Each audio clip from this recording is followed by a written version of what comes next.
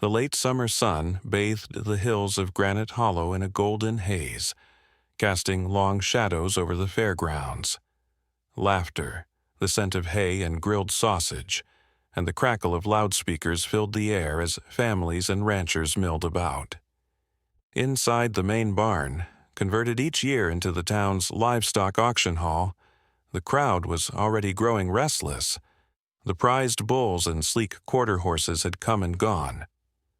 Now, only the leftovers remained. The auctioneer's voice crackled through the dusty speakers, strained with false enthusiasm. Next up, folks, Lot 67, one chestnut stallion 5 years old. All heads turned to the center ring as two handlers struggled to tug a limp, scarred horse into the spotlight. The stallion didn't resist. He simply lay down, legs folded beneath him, as if life had already left. His coat was dulled by mud and old wounds. One ear was notched, and his ribs pressed hard against his skin. His eyes were vacant, hollow.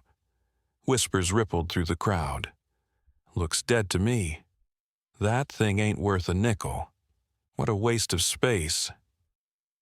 From the elevated platform, Wyatt Sullivan, the town's agriculture committee chairman, watched with a smug grin. He leaned over to Carla Jennings, dressed head to toe in designer denim and pearls.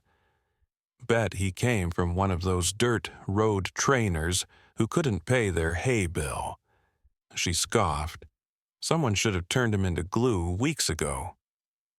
Laughter followed like a wave. "Do I hear an opening bid?"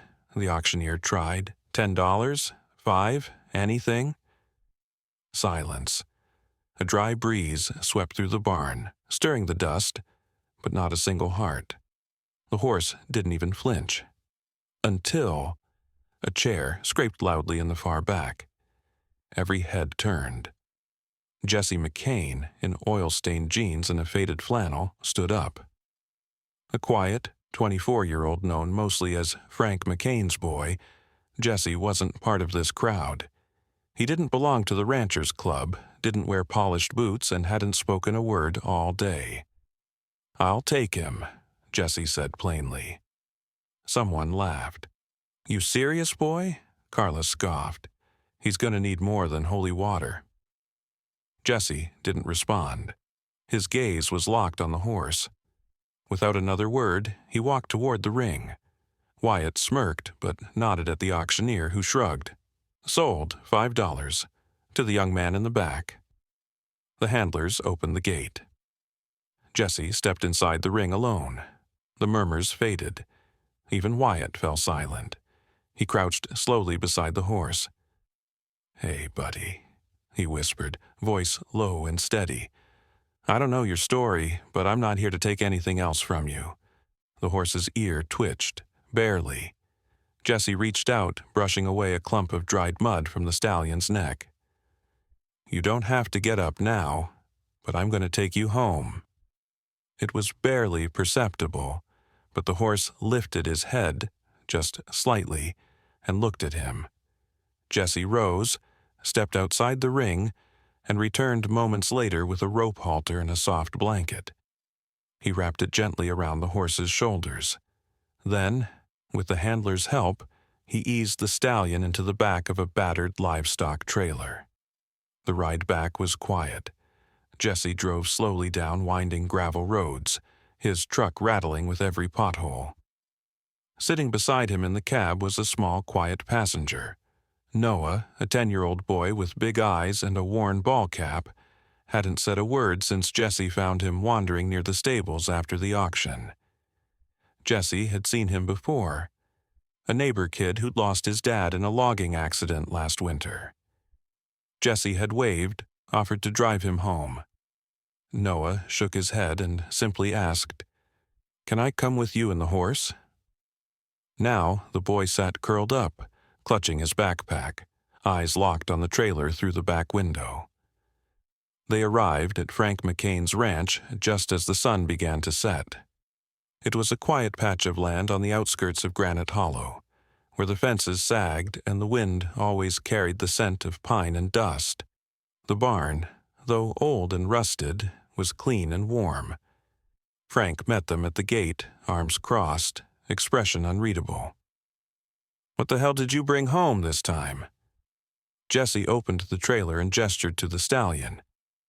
"He didn't have anywhere else." Frank's weathered face creased into a scowl, but he didn't argue. Instead, he stepped aside, letting Jesse guide the horse down the ramp. The stallion stumbled once, but Jesse caught him gently, steadying his weight. "Let's call you Phoenix," Jesse murmured. "Rising from the ashes, yeah?" That night, Jesse laid down a thick bed of straw and filled the trough with clean water. Phoenix didn't eat, but he stood, silent and swaying. Jesse sat on an overturned feed bucket outside the stall. He didn't talk much, just sat there, sometimes reading from a book, sometimes humming softly. Noah, now curled under a spare blanket nearby, peeked through the slats in the wood, watching everything. Frank lingered in the doorway for a long time. He said nothing, just smoked a cigarette and stared. Outside, the laughter from the auction still echoed faintly in Jesse's memory. But inside that old barn, it was quiet. Safe. The next morning, Jesse found Phoenix still standing, still breathing, and, most surprisingly, watching him. A flicker of something passed between them. Hope, maybe, or the first spark of trust. And though Jesse wouldn't say it out loud, he knew something had shifted. The crowd may have seen a broken horse, but Jesse, he saw something else. Something worth saving. The morning fog lingered low across the fields as Jesse McCain pulled his jacket tighter and stepped into the barn. The old wooden beams creaked as they adjusted to the temperature shift, and dust danced in the thin shafts of sunlight that cut through the gaps in the slats. Inside, Phoenix stood exactly where Jesse had left him, silent and unmoving, but his head lifted the moment Jesse entered. It was a small thing, but to Jesse, it meant the world. He offered a soft, "Morning, partner," and carried in a bucket of warm mash. Phoenix sniffed it, stepped back, then cautiously leaned in to take a bite. Jesse didn't press. Everything had to be on Phoenix's terms. That was the only way this would work. By noon, Jesse was back at the garage in town, fixing the transmission on a neighbor's Chevy. But even as he worked, his mind wandered back to the barn, back to that look in Phoenix's eyes. There was something there, something left. When he returned late in the afternoon, a surprise was waiting. "Hey," came a small voice from behind the hay bales. Jesse turned. Noah stepped out, a little muddy, a little breathless, holding a plastic lunchbox. "I brought him an apple," the boy said shyly. "You said horses like apples, right?" Jesse nodded, surprised. "That's real kind of you." Noah stepped carefully to the stall and held the apple out flat in his hand. Phoenix didn't move, but his ears flicked forward. Noah stood there patiently, not flinching even when the horse's warm breath brushed his fingers. Finally, Phoenix took the apple. Slow, deliberate, cautious. It crunched between his teeth, the sound sharp in the silence. Jesse exchanged a glance with Noah, then smiled. "Looks like you've got a fan." That evening, Noah asked if he could come back tomorrow. Jesse nodded. The boy had found something in Phoenix, just like Jesse had. The days that followed were slow, quiet, and full of trial and error. Jesse spent every spare minute in the barn. He didn't touch Phoenix unless invited. He just stayed close, reading aloud, humming, sometimes just sitting in silence, and Phoenix watched, listened, breathed. On the fourth day, Jesse tried brushing him. At the first touch, Phoenix flinched so violently that Jesse nearly dropped the brush. But he didn't back away. He knelt instead, kept his voice low. "It's okay, not gonna hurt you." It took 20 minutes for Phoenix to stop trembling. It was progress. Later that week, the town's new veterinarian paid a visit. "Dr. Maggie Rhodes," she said, stepping out of her dusty Jeep, a clipboard tucked under one arm. "I heard about the stallion." She was in her late 20s with red curls pulled into a messy ponytail and eyes that missed nothing. Jessie raised a brow. "Who told you?" She smirked. "Granite Hollow ain't exactly Manhattan, Jessie." He led her into the barn, where Phoenix stood alert but calm. Maggie watched him for a long moment, then set down her bag. "Let me guess," she said, examining his hindquarters. "Used to be a racer. Pushed too hard, too young. Collapsed, maybe?" Jessie frowned. "How can you tell?" Maggie traced an old scar with her gloved finger. "Stress fractures, and this—" She pointed to a mark on his shoulder. "That's from a spur, not an accident." Phoenix flinched at her touch. Maggie stepped back, letting him breathe. "He's got deep trauma, physical and psychological." Jessie nodded, jaw tight. He hated how much sense it made. Maggie scanned him with a handheld chip reader. A few seconds later, it beeped. "He's chipped," she murmured. "That's unusual for auction stock." She scribbled down the code. "I'll trace it, see what I can find." That night, as the wind howled through the barn walls, Jessie sat beside the stall, shoulders hunched, fingers wrapped around a mug of lukewarm coffee. Phoenix stood just inches away, not close enough to touch, but no longer afraid. Noah arrived the next morning with 2 apples and a new question. "Why does he get scared when you move too fast?" Jessie hesitated, then sat beside the boy on a bale of hay. "Sometimes, when someone's been hurt a lot, they start to expect pain, even when it's not coming." Noah was quiet for a moment. Then, "Is that how people get too?" Jessie didn't answer right away. He thought of his mom's accident, of the years spent hiding behind machines and barn walls, of the silence that filled the house even when Uncle Frank was home. "Yeah," he finally said, "it is." That afternoon, Jessie decided to walk Phoenix out to the pasture. It was a quiet stretch of fenced-in land behind the barn, nothing too open or loud. The sun was warm, the sky clear. He clipped the lead rope to Phoenix's halter and opened the stall door. Phoenix stepped out slowly, hooves crunching the straw. They made it halfway across the yard when a gunshot cracked in the distance.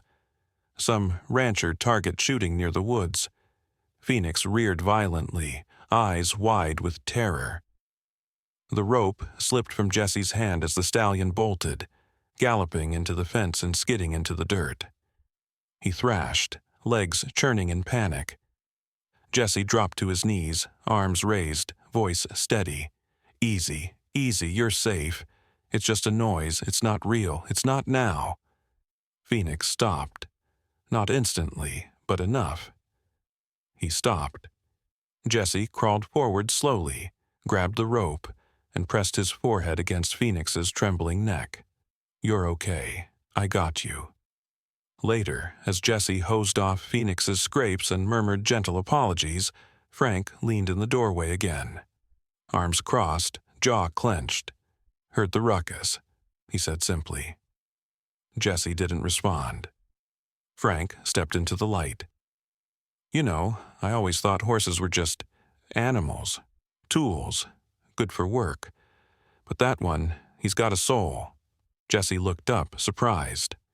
Frank glanced away, cleared his throat. "I fixed the west gate. Hinge was loose." Jessie blinked. "Thanks." Frank nodded and left without another word. That night, Jessie drifted asleep beside Phoenix's stall, book open on his chest, the lamp still glowing. He didn't notice when Phoenix stepped forward. Didn't stir when the horse's muzzle reached through the stall bars and gently touched Jessie's shoulder. It was the first time Phoenix had reached out. And it wouldn't be the last. The autumn wind had begun to bite through the trees around Granite Hollow. stirring leaves into swirling eddies along the back roads. Inside the barn, Phoenix stood with a quiet presence, no longer the crumpled shadow Jesse had brought home weeks ago. He still flinched at sudden movements, still twitched at loud noises, but there was strength in his stance now. A flicker of pride where there had once been defeat. Dr. Maggie Rhodes returned one chilly morning, carrying a folder under her arm and a worried crease between her brows. "I traced the microchip," she said as Jesse handed her a mug of coffee. "It wasn't easy, but I found the registry." Jesse set his coffee down. "Where?" "A ranch about 2 counties over. Name on the file was Beau Harlan." Jesse went still. "Sound familiar?" Maggie asked. He nodded slowly. "Frank used to talk about him, said he was one of those old-school trainers, the type who only cared about results." Maggie pulled out a printout.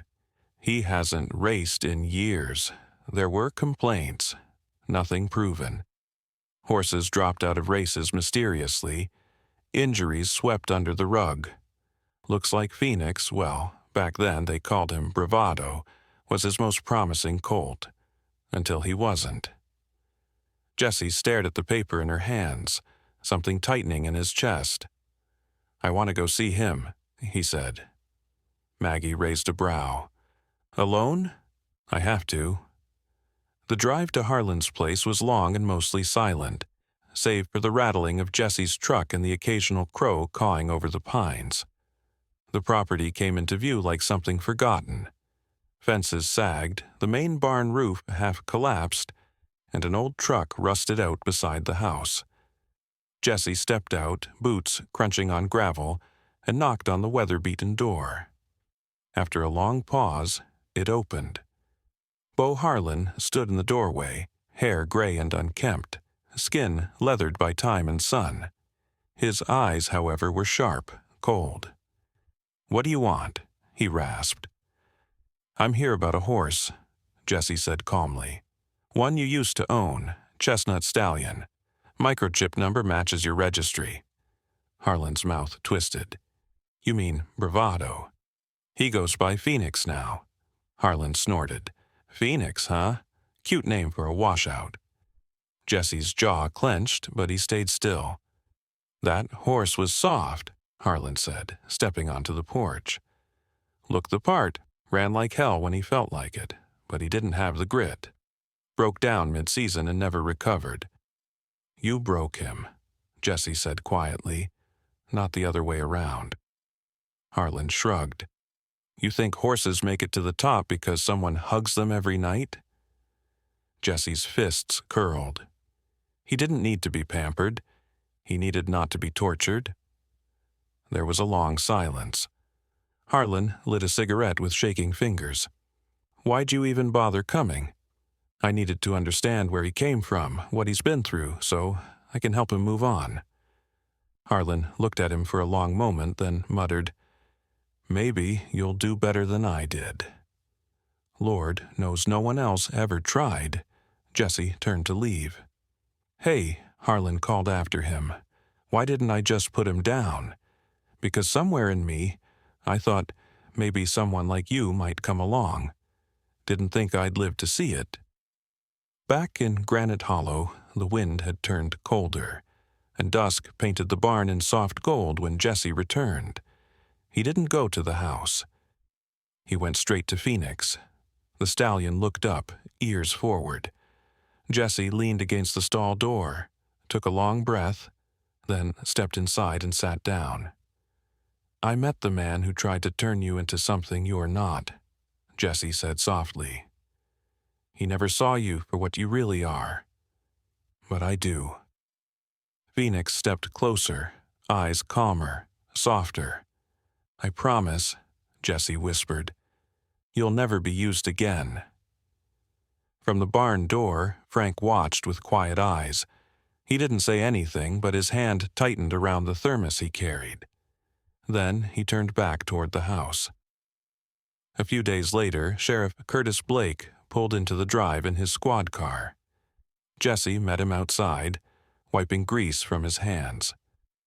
"You've got someone sniffing around," Blake said, getting straight to the point. "Man offered a generous price for a horse matching Phoenix's description. Said it was for breeding rights, but it doesn't smell right." "Name?" Jesse asked, uneasy. Blake shook his head. "Didn't give one, just dropped a number and left." Jesse's chest went tight. "You think it's connected to Harlan?" Blake shrugged. "Could be. Word's getting around, that horse is turning heads." Jesse looked back toward the barn. "He's not for sale." "Didn't think he was," Blake replied. "But keep an eye open. Folks don't always take no kindly." Later that night, Jesse found an old notebook tucked beneath Phoenix's saddle rack. It had been slipped in quietly, pages weathered and smudged. A note was scrawled on the inside cover. "He wasn't weak, he was overworked. I should have stopped it, but I didn't. Make it right.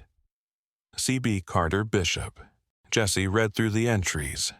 Feeding logs, sprint times, behavioral notes, all leading up to the collapse during that final race.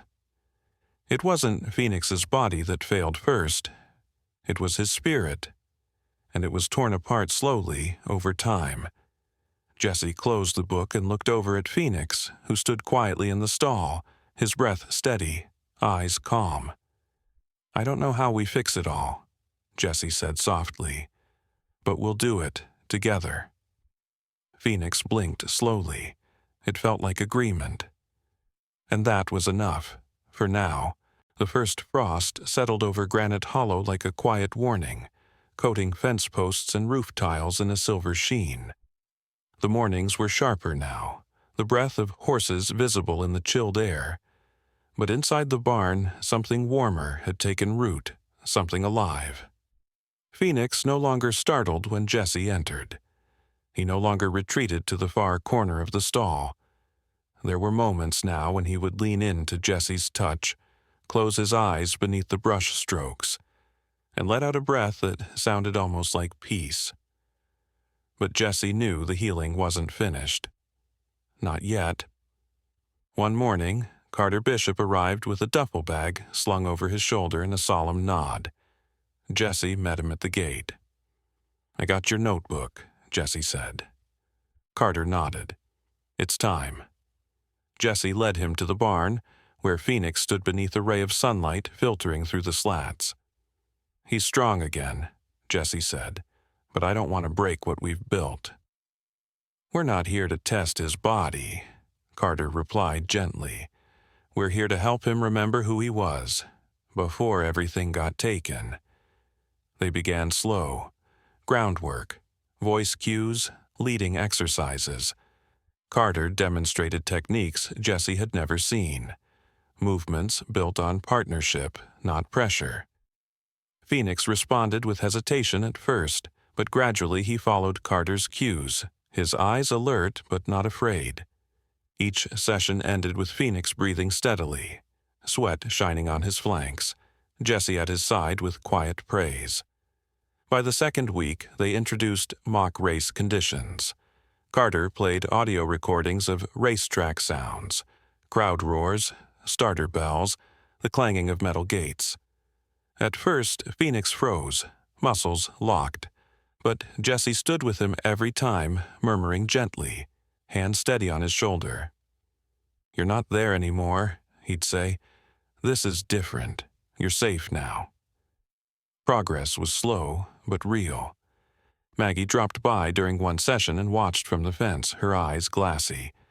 "I don't know how you did it," she said quietly. "I didn't," Jesse replied. "He did." Finally, the day came. Jesse, Carter, and Phoenix drove out before dawn to the old Fairwinds track.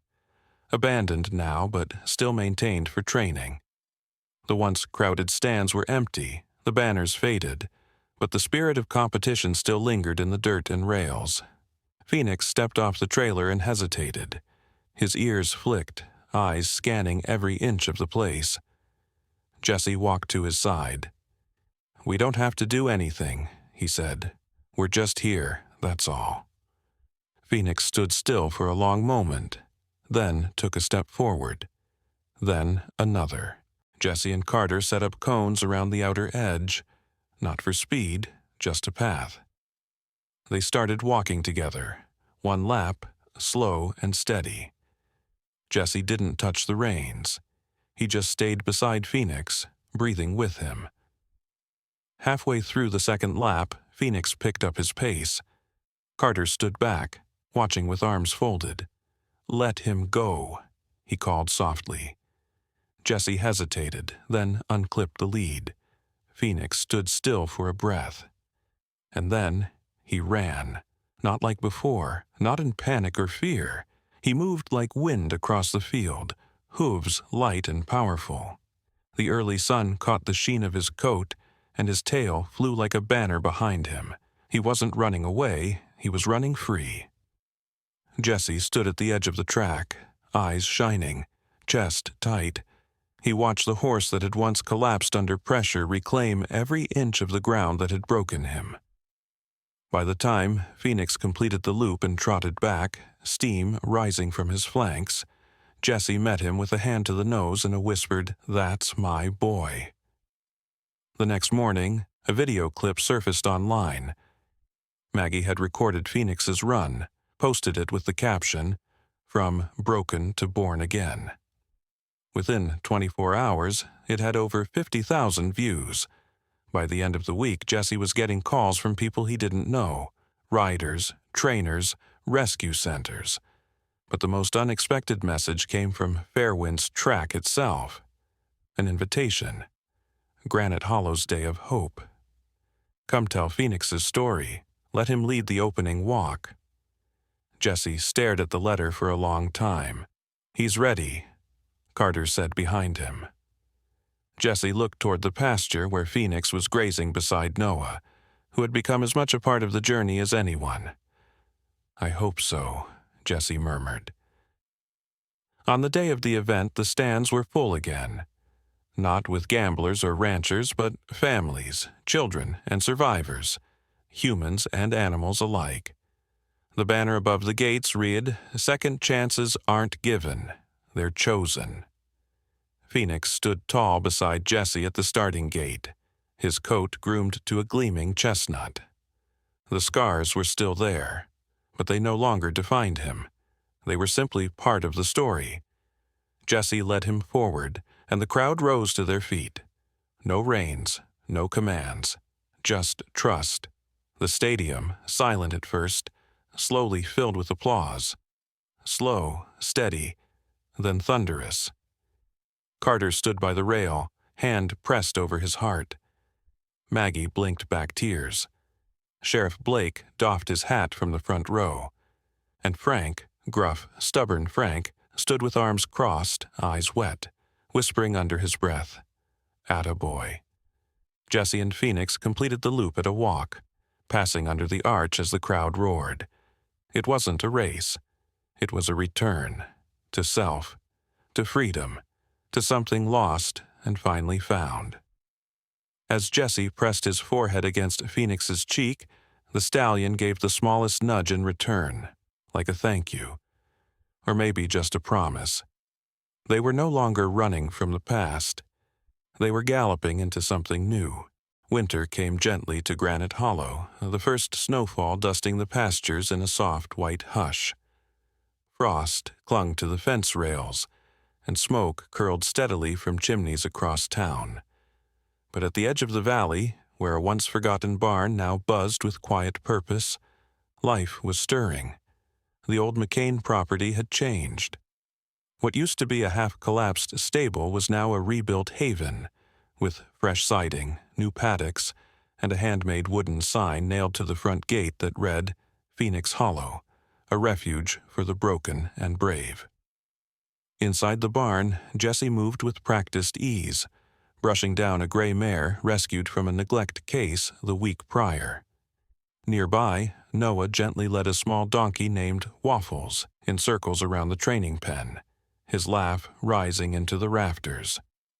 At the far end of the pasture, Phoenix stood tall against the snowy horizon, coat gleaming even under clouded skies. He had become more than a horse. He was a symbol, a survivor, and everyone who stepped foot on that land knew it. Maggie approached from the vet clinic trailer they'd converted from an old food truck. "He's favoring that back leg again," she said, nodding toward a bay gelding in the adjacent pen. Jesse wiped his hands on his flannel shirt and followed her over. "Old injury?" he asked. "Scar tissue, maybe, but nothing we can't work with." They examined the horse together in comfortable silence. Jesse had learned to read more than just pain.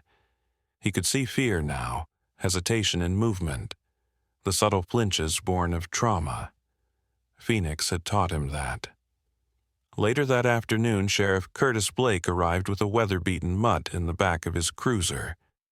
"Found him near the old quarry," Blake said, lifting the trembling dog carefully into his arms. "Don't know how long he's been out there." The dog had one eye and ribs sharp as fence posts. Jesse opened the barn door. "He's safe now." As the sheriff watched Jesse work, he cleared his throat awkwardly. "You know," he said, "I used to think what you were doing here was, well, noble, but maybe naive." Jesse didn't look up. "And now?" Blake glanced at Phoenix, who stood nearby, watching, calm and watchful. "Now, I think it's the bravest thing I've seen in a long time." That night, after the chores were done and the snow had begun to fall again, Jesse sat on the porch with a steaming mug in hand. Frank came out and handed him a small envelope. "This came for you," the old man said, then sat down without another word. Jesse opened it slowly. Inside was a faded photograph. Phoenix as a young colt, head high, eyes bright. Behind him stood a younger Beau Harlan, arm slung around the colt's neck. Tucked inside the photo was a handwritten note. "I see now what I couldn't then. Thank you for showing him who he really was. Beau." Jesse stared at the photo a long while, the cold forgotten. "Funny world," Frank muttered. "You rescue one horse and end up changing the whole damn town." Jesse smiled. "Wasn't just me." Frank sipped from his flask. "You going to tell that story again tomorrow?" "Which one?" "The one about the horse who was too broken to save." Jesse nodded slowly. "Yeah, kids at the elementary school. Maggie's idea." Frank snorted. "Of course it was." The next morning, Jesse stood in the school auditorium, Phoenix calm beside him. The students sat cross-legged on the floor, eyes wide as he told the story, not just of a horse abandoned at an auction, but of what happened when someone chose to see worth where others saw waste. A boy raised his hand. Was he really going to be thrown away? Jesse looked at Phoenix, then back at the crowd. "He was never broken," he said softly, "just forgotten, until someone chose to believe." The kids clapped. Phoenix flicked his ears in approval. Weeks later, Granite Hollow held its winter festival. Lights wrapped every fence, the scent of cider and pine filling the air. For the first time, Phoenix led the town parade. Not with a rider or reins, but beside Jesse, walking freely, calm and proud. His scars shimmered under the lights, no longer signs of shame, but of survival. Maggie walked beside them, Noah just behind, holding Waffles' lead with a grin as wide as Montana. The crowd cheered as they passed. Some waved, others wept. Jesse saw faces he recognized from the auction all those months ago, people who had laughed at him, doubted him. Now they clapped. Some even stood. After the parade, Jesse returned to the pasture. The sky was heavy with stars, and the moonlight bathed the snow-covered land in silver. He stood beside Phoenix, one hand resting against the stallion's neck. "We did good, didn't we?" he whispered. Phoenix nudged his shoulder. Behind them, laughter echoed from the barn where Noah played with the other animals, and Maggie helped a young girl climb onto her first horse. Jesse looked out at the quiet sanctuary he had built, born from a $5 bid and a nearly lifeless stallion. They had both been counted out. Now they were counting forward, and as the wind swept gently across the hollow, Jesse smiled to himself. They weren't just healing. They were home.